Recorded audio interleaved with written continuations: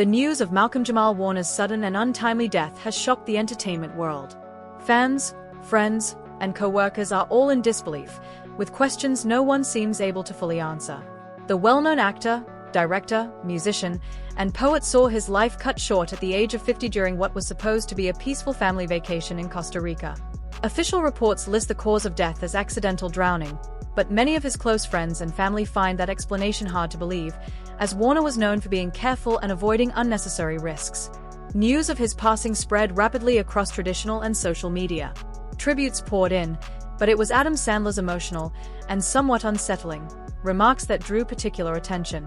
Sandler, the veteran actor, comedian, and producer, first met Warner in the late 1980s while playing Theo Huxtable's friend Smitty on The Cosby Show. He said the loss had shaken him to his core. Sharing heartfelt memories, Sandler recalled how Warner had treated him like family, welcoming him into his circle, spending countless hours together off-camera, walking through the neighborhood, grabbing food, playing basketball, going to parties, and simply enjoying life in a way that forged a friendship lasting decades. Sandler, who rarely speaks so openly about personal relationships in Hollywood, remembered Warner's warmth, kindness, humor, and deep respect not only for his craft, but for the people around him. He even praised Warner's mother, calling her an amazing woman who had always been supportive and generous to those in her son's life. People have been talking about Sandler's statement that something just doesn't sit right about Warner's death, as it seemed to hint at doubts about the official story. That remark, combined with the few details released by Costa Rican authorities, has only fueled public curiosity. Adding to the mystery is the fact that Warner had been working on a deeply personal memoir in the months before his death. Some close to the project believe it might have contained revealing accounts of his long career in Hollywood, what it was like to be a black man in the industry, and perhaps even details about powerful figures and behind-the-scenes dynamics that shaped his professional life. However, the manuscript has not been made public or officially acknowledged, despite its potential significance. This has led many to wonder whether its contents could shed light on unanswered questions. Since his death, the absence of a clear timeline of events, the lack of an official autopsy report, and conflicting accounts about whether Warner was alone in the water or with family members at the time have only deepened the sense that important pieces of the puzzle are missing. Some fans and media outlets have quietly questioned whether the full truth is being withheld. Of course, Warner was far more than just Theo from The Cosby Show. He landed that role at just 13 years old, after being chosen from a nationwide casting call. It became a defining part of his public identity and a source of pride for many viewers who saw the Huxtable family as a landmark portrayal of black excellence on television. After the show ended, Warner managed to avoid the troubles that befell many child stars, building a diverse and respected career. He took on leading roles in sitcoms like Malcolm and Eddie, dramatic turns in series such as The Resident and The People vs. O.J. Simpson, and pursued creative work behind the camera as a director. He was also deeply dedicated to music and spoken-word poetry, earning both critical acclaim and Grammy recognition. Warner was intensely private about his personal life. Despite his professional success, he kept his wife and daughter out of the spotlight, sharing only what he felt was necessary to protect their privacy. This makes the circumstances of his death feel even more unsettling to those who knew him. He was not the type to act carelessly or without considering the impact on his loved ones. The last episode of his podcast, Not All Hood, was released just 2 days before his death. In it, Warner spoke with spoken-word artist Tamika George Harper about how the media portrays black communities. He reflected on how certain narratives focus too heavily on problems while overlooking the richness, strength, and contributions of those communities. He also remarked that the hood side has always been what has shaped American culture, a strong statement that, given the timing, has taken on a haunting quality. Many now view it as a final word on cultural appropriation, systemic neglect, and the erasure of black achievements. Warner also discussed how his understanding of black excellence had evolved over time. Initially, he saw it only in terms of public success. But his perspective shifted when he learned that black soldiers had been omitted from historical records at Arlington National Cemetery. That revelation led him to recognize survival itself as a form of excellence. It changed his worldview and deepened his commitment to telling stories that mattered. In recent years, Warner's outspoken nature has drawn comparisons to other prominent figures who have faced tragedy after challenging entrenched power structures. This, coupled with Sandler's public unease, has fueled speculation. While no definitive evidence has surfaced to substantiate these theories, but it is indisputable that Warner's abrupt passing has left a void, not only in the entertainment industry, but also in the lives of those who valued his artistry, integrity, and unwavering commitment to his principles, even in the face of celebrity pressures. As tributes continue to pour in, the question lingers: will the full truth about his final moments ever be known? In this case, silence, not answers, has become the loudest part of the story.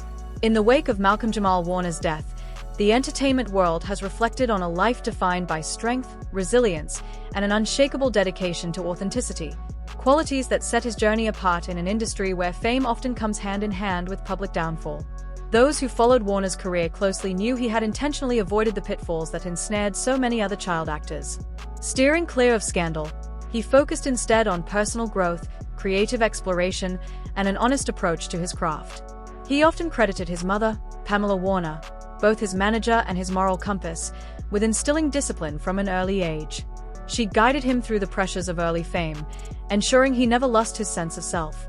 In interviews, Warner spoke about how she taught him the value of hard work, humility, and thoughtful decision-making. Those lessons proved invaluable when The Cosby Show ended and the Theo label threatened to overshadow his future opportunities. In the years that followed, Warner methodically rebuilt his career, taking on a diverse array of roles that showcased his range, from sitcoms like Malcolm and Eddie to crime dramas such as Major Crimes and medical series like The Resident. He also appeared in the award-winning anthology The People vs. O.J. Simpson, proving he could transition seamlessly between genres while earning the respect of critics and peers alike. But Warner was more than just an actor, he was a multi-talented creator. He directed episodes of shows such as Kenan and Kel, pursued a successful music career, and became a respected figure in the spoken word community. He won a Grammy for Best Traditional R&B Performance and earned another nomination for his poetry album, proof that his artistic voice resonated across multiple mediums. Yet, even as his professional life flourished, Warner faced deeply personal challenges that shaped his outlook on life. Perhaps the most profound was the death of Michelle Thomas, his former Cosby Show co-star and on-screen love interest. She died in her early 30s from a rare form of stomach cancer, and Warner was reportedly at her side in her final moments. He handled the loss with grace and privacy, never exploiting the tragedy for public sympathy. Instead, it deepened his appreciation for the value of relationships and the fragility of life. Years later, Warner endured a very different kind of public moment during his relationship with actress Regina King. The two began dating in 2011 but broke up in 2013. Their split made headlines after reports surfaced that Warner had abruptly asked King and her son to move out. In a later interview, King revealed that Warner ended the relationship on Valentine's Day, then sent flowers with a note saying he still loved her. She responded by throwing the flowers away, a sharp contrast to the way he had dealt with heartbreak in the past. The incident may have been a turning point, leading him to keep his romantic life far more private in the years that followed. Personal experiences, whether public or private, made Warner increasingly selective about what he shared in later years. He preferred to let his work and carefully chosen words speak for him.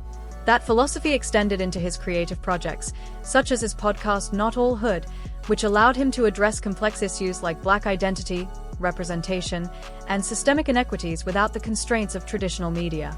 In that space, Warner blended the personal with the political. He spoke about his evolving understanding of Black excellence, his belief that mainstream media often misrepresented Black culture, and his determination to portray the full spectrum of the Black community. His delivery was calm and measured, eschewing sensationalism, yet it carried undeniable weight. It was within this context that his final recorded conversation took place, just days before his death. In it, Warner reflected on how America has consistently taken from Black culture without giving it due credit, and how survival itself should be recognized as a form of resistance and excellence. In hindsight, his words seem almost prophetic. Fans and commentators who believe there may be more to the story have zeroed in on these final public statements, alongside Adam Sandler's subtle suggestion that something about Warner's death doesn't sit right.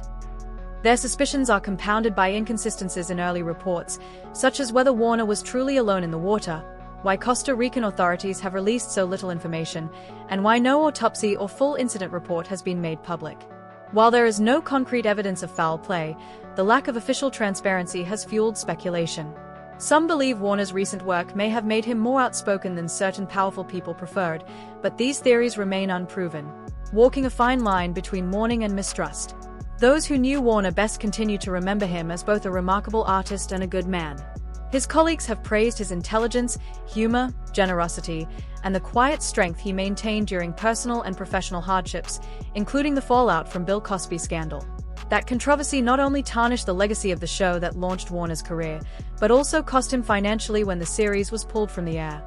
Warner was candid about the loss and openly pointed out the double standard that allowed other controversial figures' work to remain accessible. His nuanced